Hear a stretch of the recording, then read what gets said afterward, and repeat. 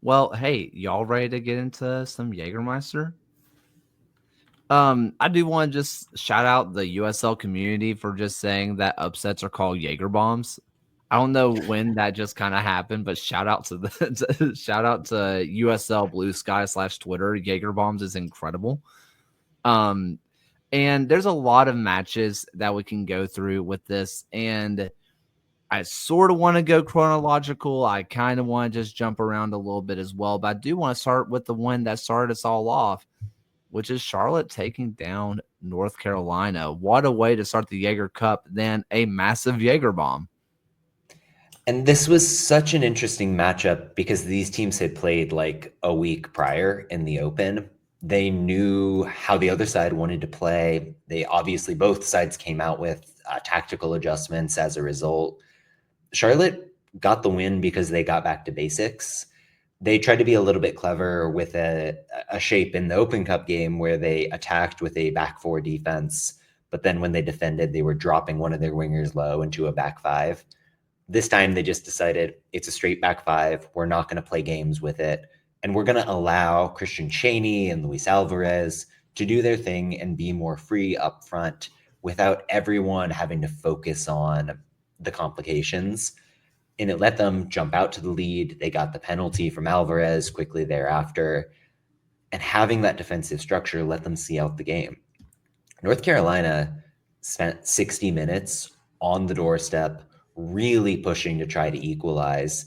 And yeah, they got one, but the independents were steady. Nick Spielman and Matt Levy both were standouts at the center of the effort for them. I thought the way Mike Jeffries set this club up was exactly what they needed to go into a tough place to play, get the result, and really position themselves nicely in that group. Yeah, and this was Charlotte's first victory over their in-state rival since the 10th Fast and Furious film had come out. And like, what a way to at least start out the Jagermeister Cup to have a one of a few that will actually come up soon. USL 1 over USL Championship victories in this group stage that I think we're going to start seeing a trend of. And as John had said, I think in his preseason kind of predictions in our 90-50-10s that we're likely going to see a USL 1 team possibly even winning their group. Yeah, I mean, for me, this was obviously one of the matches that I said what I said on Blue Sky / Twitter as well. Of championship teams are quickly finding out that the gap is not that big.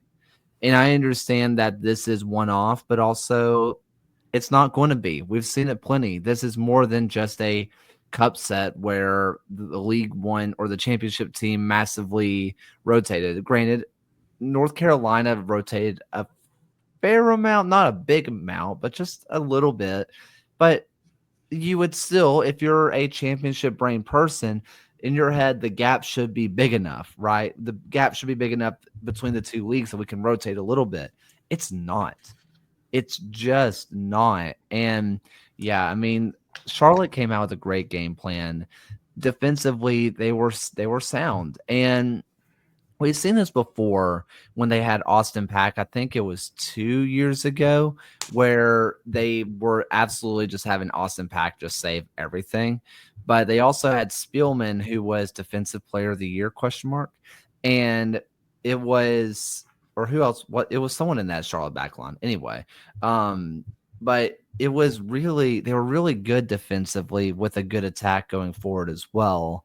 They just kind of went back to some of those old roots, and it felt like they were just able to stand strong.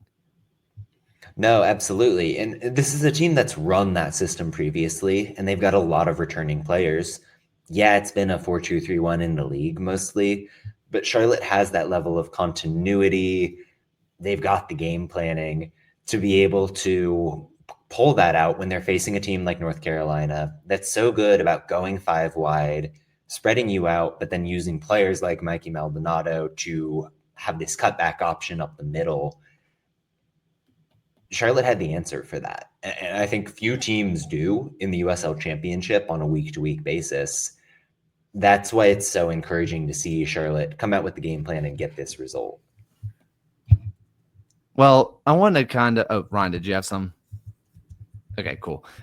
Let's go to what I think most people will call the biggest Jaeger bomb of the round, which is FC Naples versus Charleston. Last week, it took a long time for me to answer who was going to win this match because I just that strongly believe in what FC Naples is doing. And FC Naples showed it. They went down to Naples, Florida. Charleston did. And what Naples does defensively is solid. And just to make sure I do have the goal scorer right, I mean, I'm assuming it's Enderlong because he scores everything. Yeah, Like, surprise, surprise. Yeah. yeah, I mean, like, I have two questions for this early on across both League One and Championship. Is Enderlong the best signing this offseason? I don't think there's an argument otherwise. Like, he's leading the Golden Boot race. He's scoring major goals in the Jagermeister Cup. There have been impact players, but nobody as big as him. But you see what Naples has been doing, and the only team to best them is one Knox, and we'll talk about them soon. But Naples looks almost unbeatable at times. When they are playing their game as good as it can be, they go to toe to toe and beat in regular time, arguably the best team in the East, as some people would still believe. What stood out for me was the way that Naples, almost distinctly from Charlotte, they didn't mess with their strategy at all. They ran the 4-2-3-1 that we've seen all season. They were bold in the way they used Kevin O'Connor to man mark Aaron Malloy in the midfield, where I think most League One sides would look at Charleston and say, forget that, we're sitting deep, two holding mids. They wanted to be aggressive. They wanted to force turnovers in the press. And they got a lot of good chances and put Luis Zamudio under pressure because of the way they turned Charleston over and got out on the break.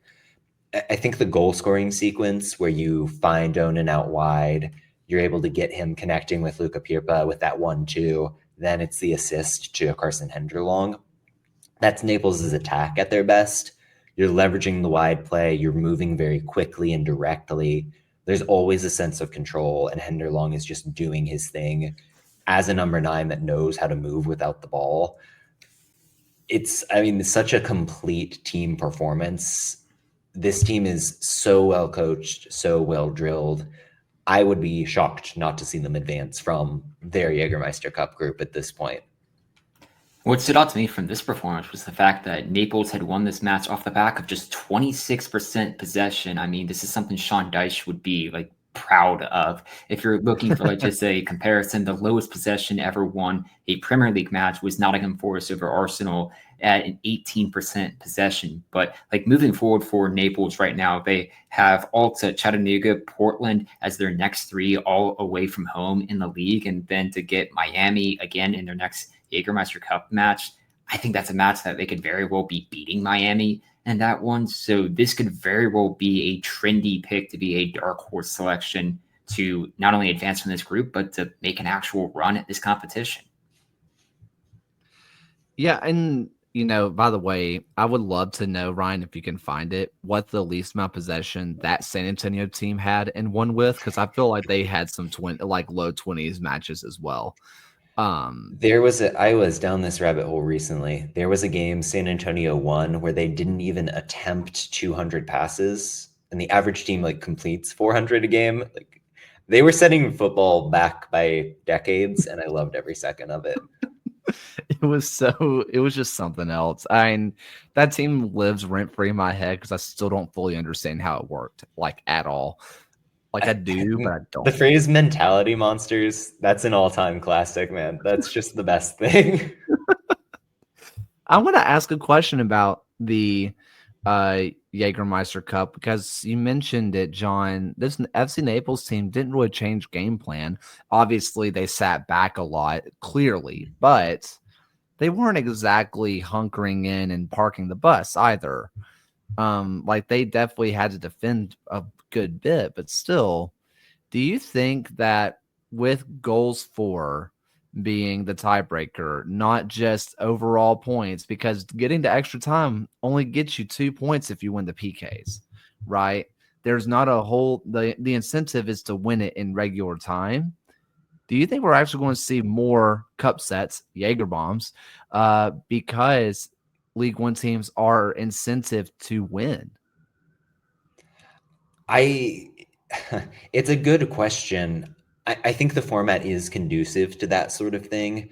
And the way that the goals tiebreaker is set up, you want to be a little bit more open in the way you play. So let's say that you're Naples playing against Miami, and Miami comes in thinking, we're trying to score a lot. That makes them so vulnerable on the counter. And if there's one thing a team like Naples does well, it's hit you out in those quick opportunities.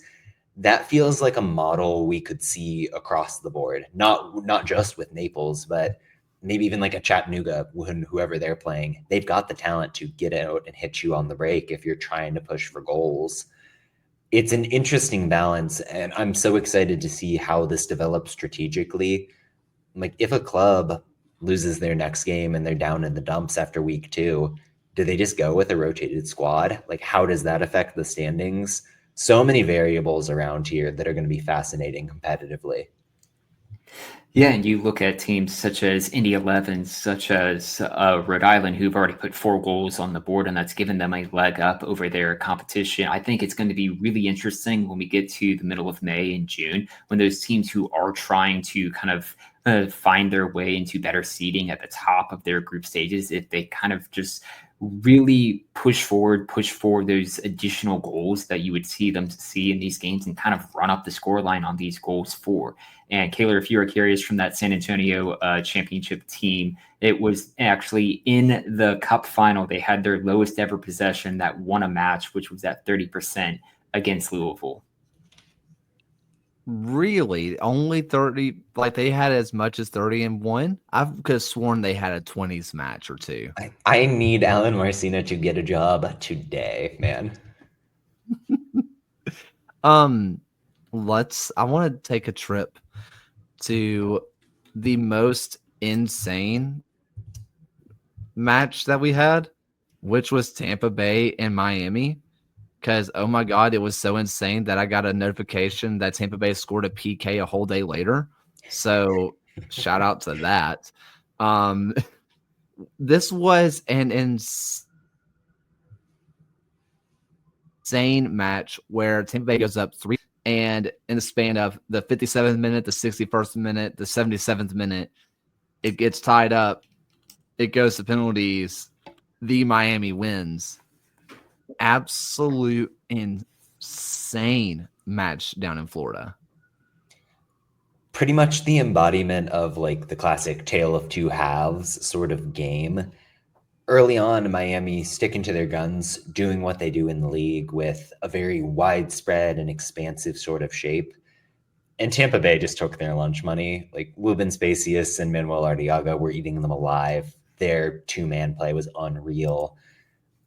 Coming out of the second half, I don't know if the Rowdies just lost focus. Certainly Miami made some changes, kind of switching into a back 4, really focusing on getting Lucas Milano and Sebastian Blanco the ball more often, especially like right out of halftime.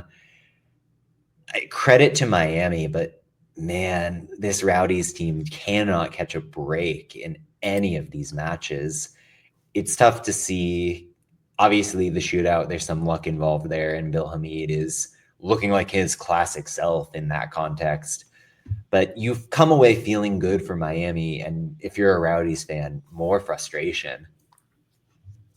Yeah, I mean, credit to a Miami FC team who last season, if they were down 3-0 at halftime, we would have seen them pretty much just kind of roll over and just kind of write the match off. But to come back from being 3-0 down, I'll have to go back through, but I think that has to be their largest ever comeback to at least get a result in a match in club history, or at least in their recent history.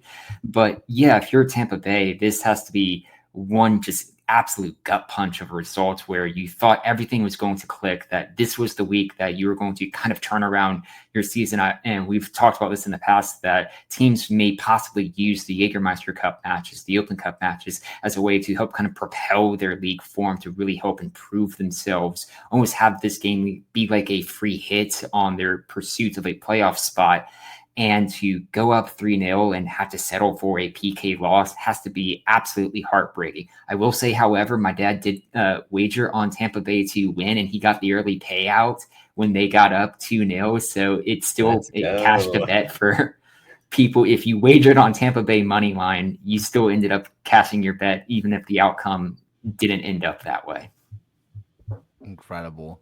This is also coupled, and this probably actually should have been a headlining news and was not, where apparently St. Pete is looking to tear down Al Lang. This all happens within a couple days of each other. That news gets posted, then this match happens. I mean, it's legit like 1-2 days. That whole thing where St. Pete is looking to tear down Al Lang and then just kind of build on prime real estate, because in the end it is prime real estate. Everything that I've kind of heard is that this is kind of negotiating between Rays baseball and St. Pete, Tampa Bay, where this is just a small negotiation chip with Rays baseball, because that is who owns, Tampa Bay. So I don't know if I would read too much into it, because Al Lang is such a just an establishment of lower league soccer and just soccer in general. The one thing that Tampa Bay can hang their hat on is they have arguably the prettiest stadium in all of U.S. soccer. There's no way they would tear that down for nothing. You would hope not, but it's another factor that even if this doesn't really amount to anything, like you lose your coach, you had the opening month where you're on the road because Al Lang is still under repair. Now you're getting headlines like this. There's just some bad juju around the Rowdies right now that I can't quite escape. And there's also, I mean, just the side of it of we don't really know what their budget is with the hurricane stuff, with what the Rays are tied up in. Like, who knows what they're able to even work with right now. It's definitely interesting to see what kind of moves they can try to make. I think it's very indicative of their situation right now that there's no real smoke to coaches stuff. It seems like they're seriously going to be waiting until the end of the season when there are great prospects out there. I think it's kind of a sign of the financial times for the Rowdies. And I kind of want to pose the question, if they go with Coleman for the rest of the year, do you think he's got the voice or he's got the authority to make the changes that can get this team back into the playoffs? Do they even have – okay, this is about to be a horribly mean question. When you look at names on paper, they have a talented team in 2022 or 2021, legacy players, serious legacy players. But how many players on this current roster do you believe are good enough to be a playoff team today?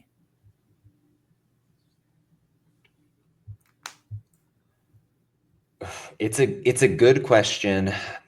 I think the thing for me that if it is going to go right, so much of the formula is going to rely on Blake Bodley and Nick Moon coming back healthy and giving them actual fullbacks.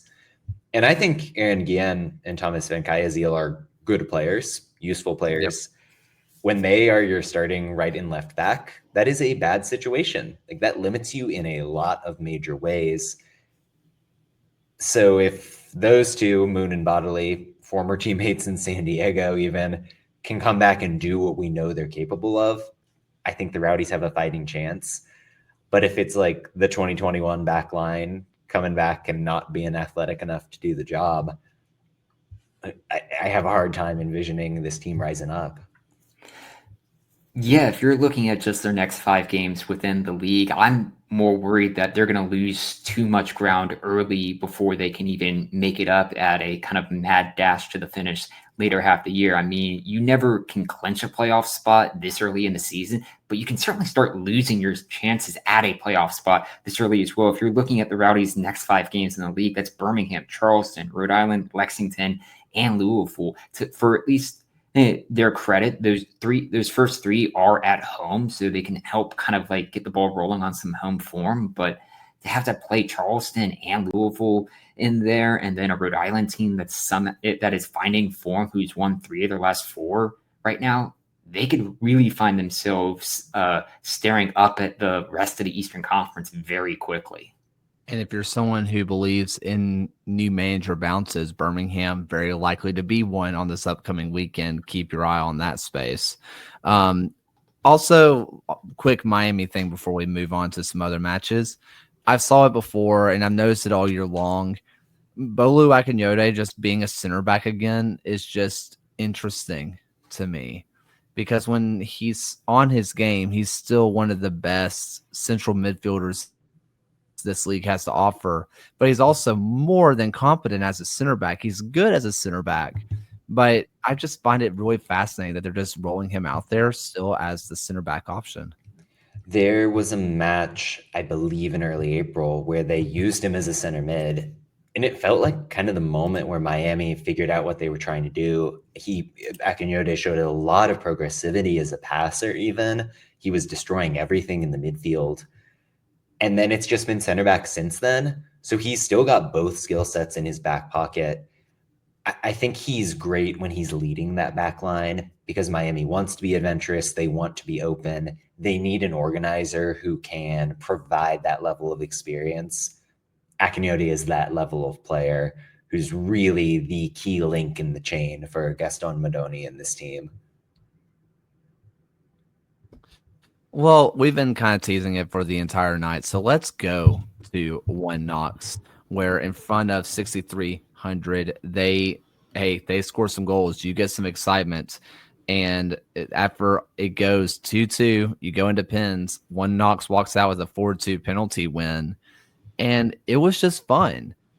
Tulsa has been one of the, and I know the last week, 2 weeks ago, the Tactics show was about Tulsa. So they're not underloved, but I don't know how many people are truly keeping an eye on them as a real deal playoff title contender right now. They are a good squad, but One Knox, there's something serious, and they showed it against a really good FC Tulsa team. You think about the way that One Knox have set themselves up throughout their league slate. It's a midfield trio with one very defensive-minded midfielder and then two number 8 types that are allowed to push up. They strayed from that a little bit in this game. They went with Sievert Hoagli and Abel Caputo, two more defensive-minded players, because they wanted to be able to contest the battle in the midfield with a Tulsa team that is very physical, a Tulsa team that wants to be direct and restart into those areas, win second balls, and go from there. It didn't always work. Tulsa got that early goal because they were able to slice through those central places. But by and large, Ian Fuller got that choice right. It nullified a lot of what makes FC Tulsa such a good team at the championship level. And gradually, Knoxville worked themselves into the match. Mikkel Goling in the midfield still had the ability to get forward. He gets the goal. They looked every bit as good as FC Tulsa for the full 90 minutes. And given what we've seen from them in the league so far, the win over Naples, they feel like a legitimate title contender, if not the title favorite right now. They currently have my highest ELO ratings in USL 1 at the moment after their win over Naples. But like impressively from this match, they were out shooting Tulsa nearly 2-1 in this fixture. And had it not been for that last minute goal conceded that took it to penalties, they would have been sitting at least level on points with Indy 11 and Birmingham atop their current group stage match in their division.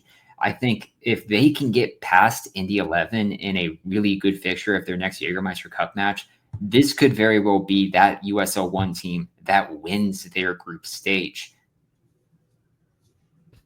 I just have a question for you really fast. Tulsa side, John. What do you think of Weber breaking, a few transfer records on the way in?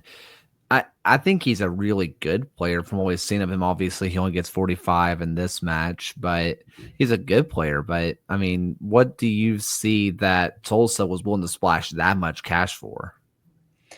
I think the ability to flash some athleticism on the wing, but also finish the ball like a proper number 9, having that skill set fills an important spot for this team because Taylor Calhera can get the goals as the primary striker, but he's somebody with New York City in MLS Next Pro last season, tended to drop a little bit deeper, hold up play, get teammates involved, you see the model instantly when the combination play between Weber and Calhera comes together.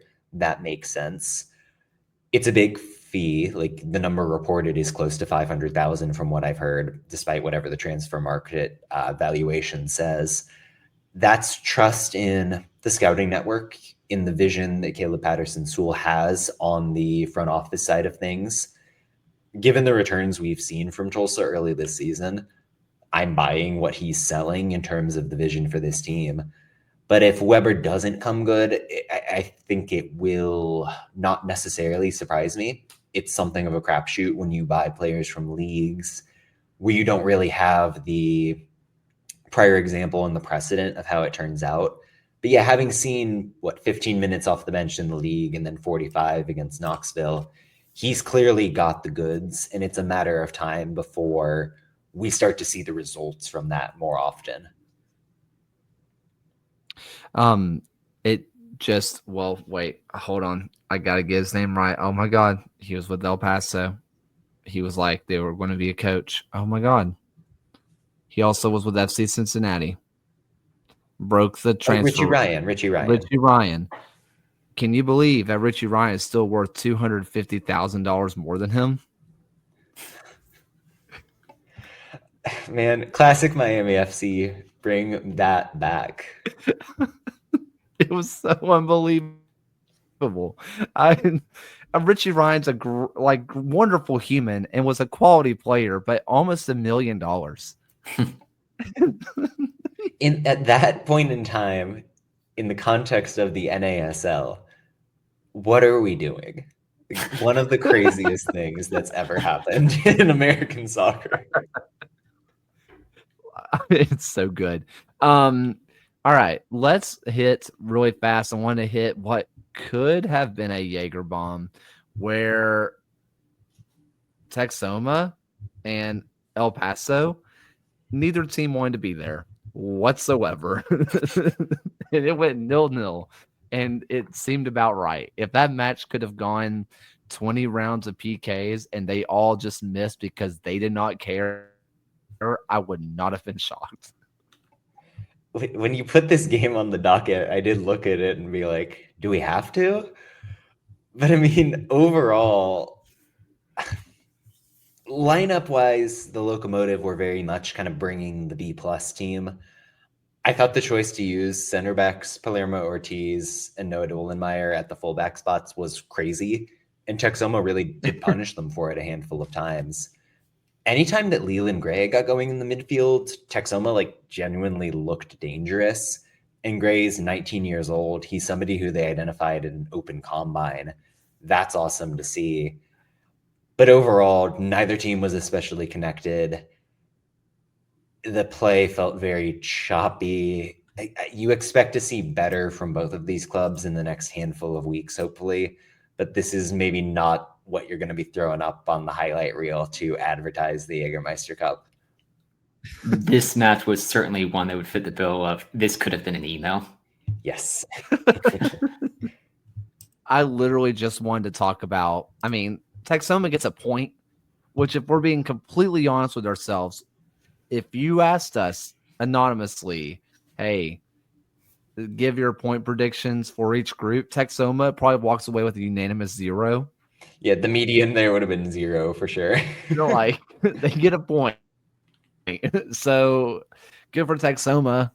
Really bad for El Paso. Just, you're getting the worst team in the competition. You got to walk away with 3 points. You cannot walk away with 2.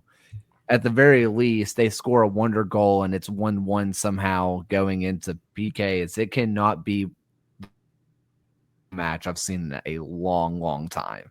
It cannot happen. The thing I do like in this game is that Texoma gives Javier Garcia a start, somebody who played under Wilmer Cabrera for Rio Grande Valley, then moved to El Paso and was briefly under Cabrera again. That was fun, and he did well in the face of a number of shots on target. But yeah, that's about all I got on this one. Texoma is at least currently right now in Group 2, ahead of both the League One and Championship League winners from last year. Never mind that Colorado Springs hasn't played a Jagermeister Cup match yet. I do want to give credit to Texoma for at some point they are ahead of both champions. Just really fast, this was not on the docket. Nuhu deserved a better result than he got. Dang it, he stood on his head. He was so good. Great game from him against a New Mexico team that is looking increasingly awesome. So while we have CFC, Detroit City versus Pitt. This was a fun one. This was very interesting. You did a little bit of writing, and hey, people read it because they mentioned we got a message about it. He hadn't scored with his head yet. It's 1-0 to DCFC. This was another game that was kind of a tale of two halves. Pittsburgh coming out very aggressive, tilting the pitch in the way that they're pressing. It was an interesting lineup, partially fueled by injuries for Bob Lilly, where the strike pair is Danny Griffin and Aiden O'Toole, who I would label them both as defensive midfielders, if we're being honest, but Lilly gonna Lilly. And it let them press very effectively. They controlled possession early on. And then they got to the final third and no one was making runs in behind. The final ball was lacking. Kind of what you expect using two defensive midfielders as your strike pair. And Detroit learned from the first half. They came out more direct, willing to play over those aggressive players. I thought Ben Morris coming into the game did really well to connect play between the lines. And Darren Smith, the guy is so good, amazing moving without the ball. Of course, I write the piece where I say, oh, he's not really heading the ball much, and then he gets the headed winner. But credit to him because he can finish in a ton of different ways. And it is the difference maker for a Detroit team that, as we know, has always been defensively elite, but has lacked that offensive weapon. If Smith keeps this up, we're looking at a fundamentally more competitive version of Detroit that deserves attention. Yeah, I mean, Detroit's only blemish on the year is taking a defeat against Louisville, who I think we would all say is pretty much a top 2 team in the league at most times, more often than not. But when I saw like this matchup, like this was always going to be under 2.5 goals for both Detroit and Pittsburgh. I mean, Detroit now after this match has gone the runtime of Titanic since they last conceded a goal. But I did at least pose this question and Titanic. Which one? Which Titanic? The movie Titanic with Leo? Leo and Winslet? Okay. Holding her over the edge of the boat. Yeah. Were there multiple Titanic films? Wasn't there an earlier one? Wasn't there one before that one? Shrug. I do at least want to. I posed this question in my most recent, my most recent article that I had posted. But it's interesting that we saw Detroit going up against a Pittsburgh kind of Bob Lilly team. That is it possible that we're seeing a more kind of modernized version of Lilly ball, just kind of what Detroit has been playing?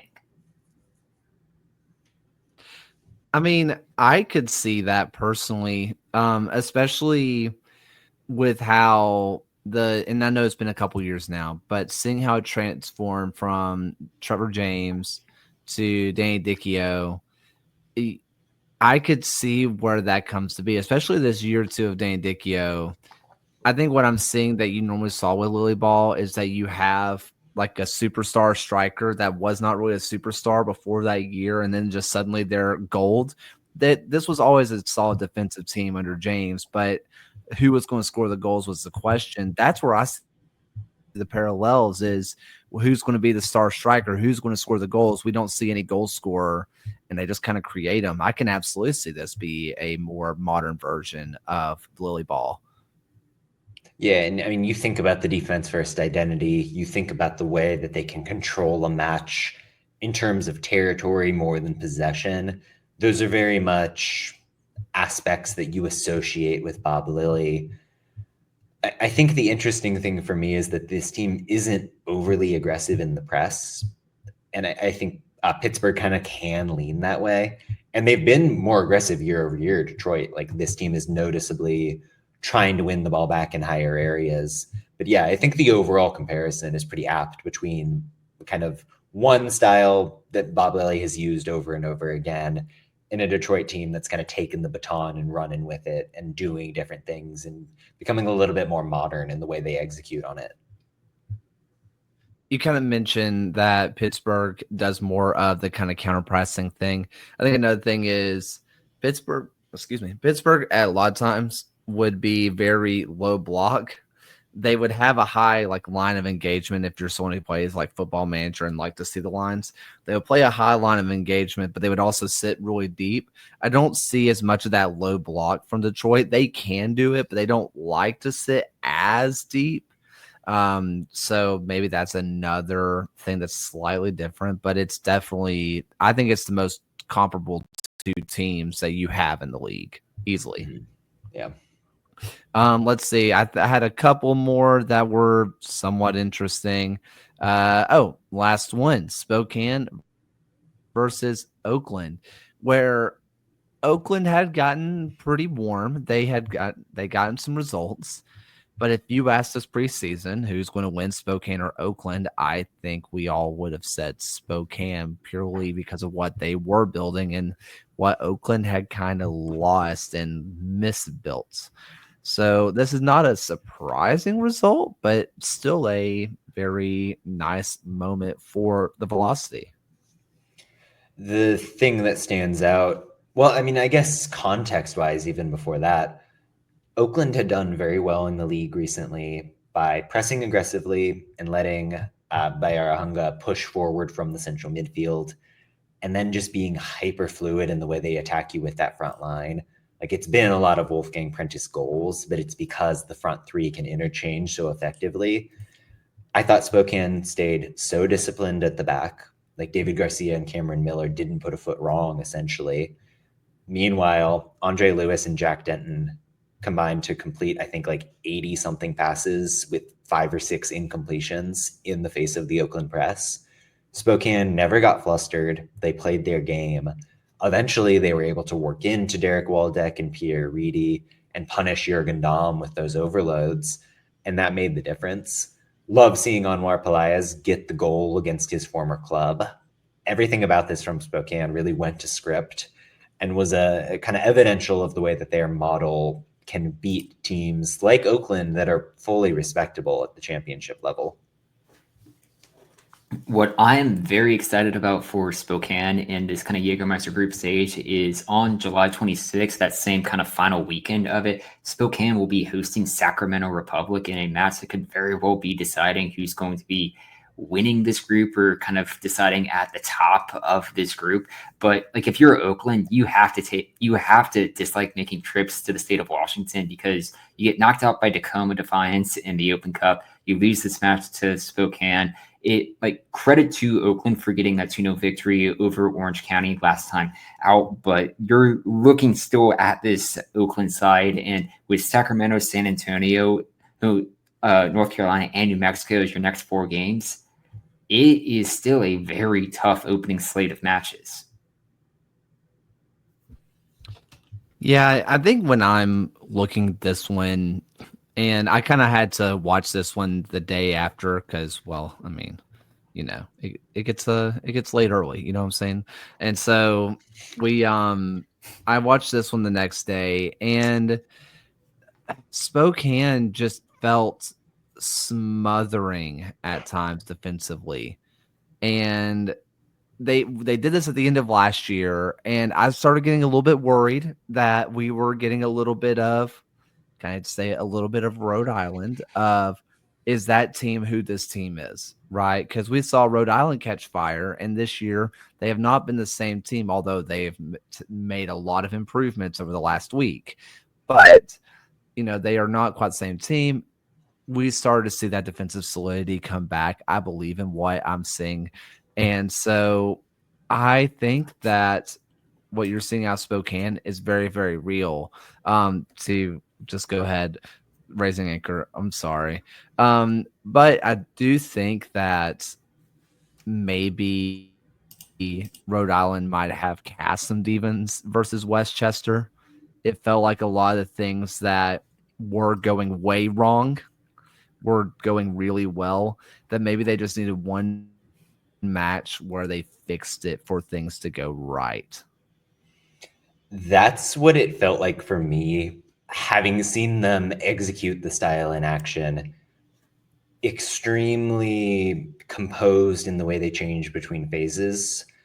Defensively, Rhode Island rolled out a 4-2-3-1. Quazera was the proper right winger, and Aldair Sanchez was playing left back in a tough matchup against Jonathan Bolaños, no less. And he was completely confident in the way he defended and took on that responsibility, but then pushed forward into what became a 3-2-5 attacking shape. So you saw the transitions and they were executed perfectly. Having Quazera in better spots in the final third, he's automatically able to take players on and not have to worry about, oh, as soon as there's a turnover, I got to get back. I thought that helped him immensely. Defensively, Grant Stoneman was so good against JC Obregon. And Obregon has really grown as a player this season in terms of what he does, dropping in, doing not pure false nine things, but aspects of it. Stoneman never let that happen, nor did the whole Stade pivot.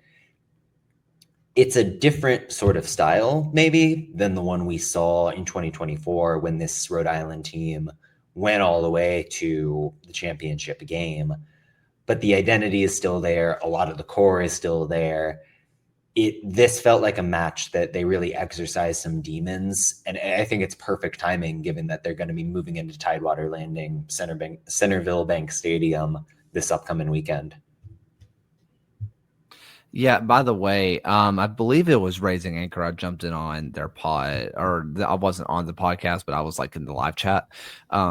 And they were talking about set pieces being an issue. That was going to be this week's set piece show, but I just never really figured out a way to get it all in there and just kind of lost motivation. I'll be completely honest. But Rhode Island does something really weird defensively with set pieces where they keep someone on the near post. They keep a player on the near post, but they put no one on the back post because what they want is Coque Vegas to collect the ball in the air, essentially. They want Coque to be the back post defender. But every time they've been caught out on set pieces, and it's been 3 times this year, and they've been under danger, the ball has come in. Well, one of them was Cal Jennings just out muscling somebody and scoring at the near post. What can you do? 2 of them, though, have been ball goes through the near post and ends up back post somehow via deflection or a header across, and no one's there.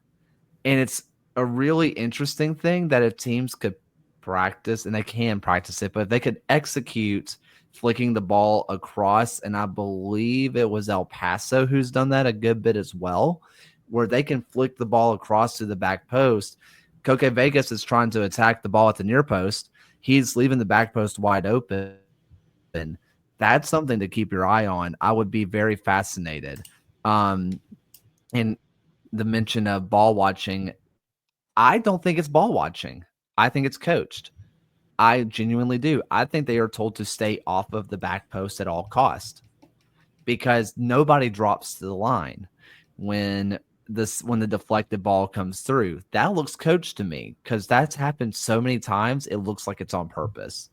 I think that they want Coque to be the back post guy. Everybody else staying tall in the box. I don't know. And I would love maybe if Kano or somebody hears this can tell me I'm wrong.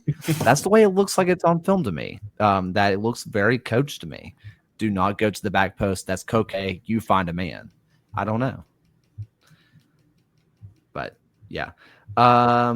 Let's see.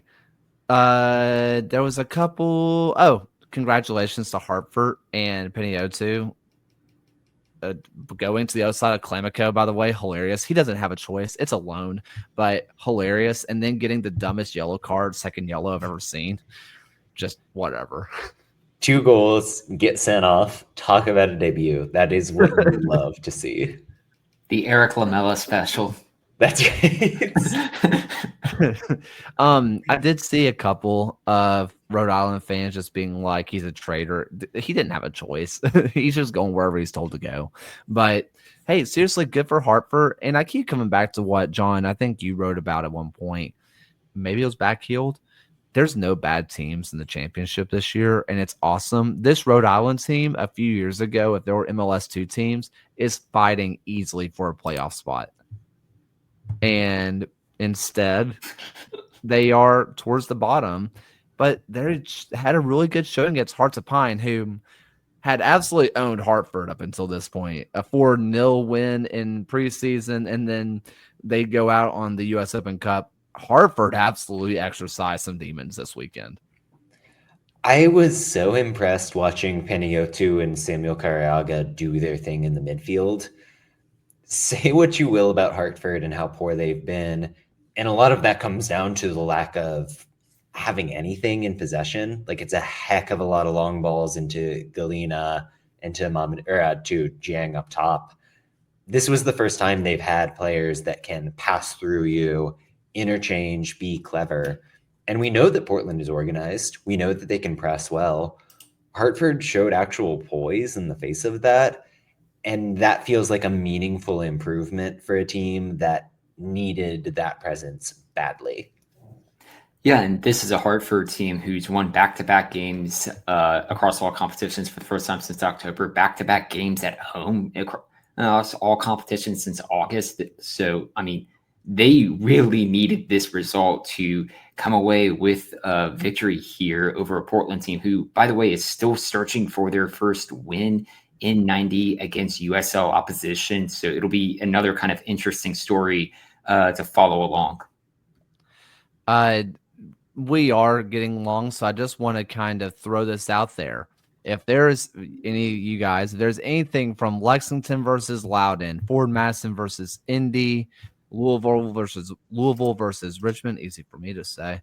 We already kind of mentioned New Mexico versus Omaha, Orange County versus Las Vegas, Phoenix Rising, San Antonio, Sacramento, AV Alta, or Birmingham, Chattanooga. If there's anything from those matches that you want to just kind of throw out there, open floor, go for it.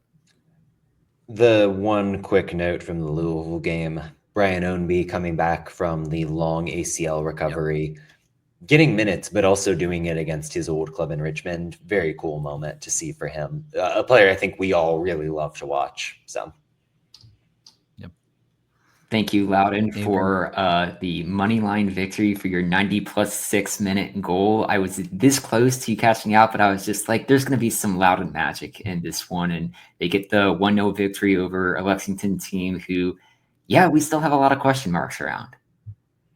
And the Loudon goal from Joshua Erlandson, whose brother Jacob has been a stellar defender the last 2 years. They kind of just needed a center back on a 25-day contract. So they bring in his brother, and here he is scoring the big goal when it matters. Love to see it. I had something, but I totally don't remember anymore. Oh gosh. That's so tough. The Chattanooga, Birmingham, just want to quickly throw it out there. Despite it being down a man or being up a man versus Chattanooga, the ball that Trejo played to Damas for the last goal was just gross. It was disgusting. It's kind of what you were hoping to see. Like, this felt like a weekend with a lot of cathartic breakthrough moments. Maybe that was such a moment for the Legion. San Antonio, Phoenix, another one that I just want to throw out there. Just a gritty, grimy match. I got on Instagram at one point today, and there was a video that showed a video of Juan Agudelo and Victor Wembanyama doing like the same play. It was like San Antonio and the like FC and the Spurs had like did a collab, and they're like, it's the same play, and it was just Wemby going 1v5 and does just a step back. That's good. I was like, this is awesome. This is the best. Did you guys see the video of Wemby playing soccer as well? Yes. Sign him up, San Antonio FC. Could you imagine? It's 95th minute in the Western Conference Final. In comes Victor Wembanyama for a corner. Now I need to just see. I wanted to see him on the field. I don't care. Just make him stand. Who's the tallest guy on that team? Would it be Alex Crognale? Probably. Probably. He would probably dwarf him. Alex is like 6'6", and Victor Yeah. is what, 7'4"? Yeah, Taller? he's not human. Bless. Any final thoughts, USL side from you guys? I love having League One and Championship teams play, which is a dumb thought, but like it's just very fun to see matchups that we're not used to be official and competitive and count towards something. Let's see. Yeah, no, I completely agree. Having the League One Championship segments just be combined and just having these fun conversations, it's a blast. We usually only get this in US Open Cup, and the fact that it's just a regular fixture now is great. I love this. Yeah. Ryan, you have any extra USL thoughts? You're on mute if you do.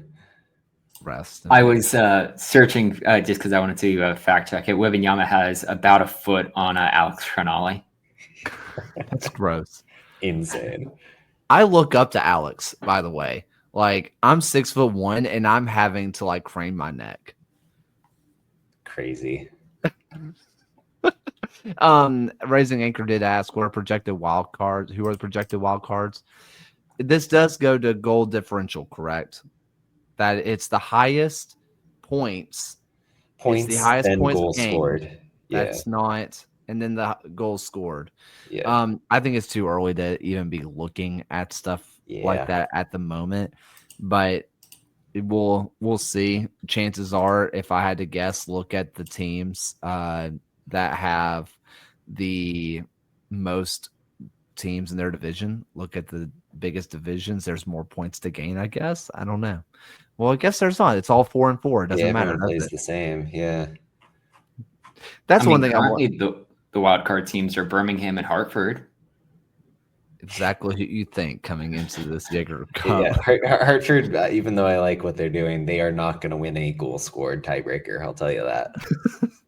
Penny O2 no, he'll be suspended for the next game. Never mind. King. That sucks. Anyway, how about some final thoughts for the night, Ryan? Yeah, Andor season 2 has just been phenomenal. There's another 3-episode batch that's come out at least tonight. So looking forward to diving into that for tomorrow. Thunderbolts later on this week, and then the Righteous Gemstones season finale or series finale actually as well. So that's another one to look forward to. Yeah, Ryan and I are like sitting here like we're drug addicts, like shaking when you get to Andor at the end of this podcast.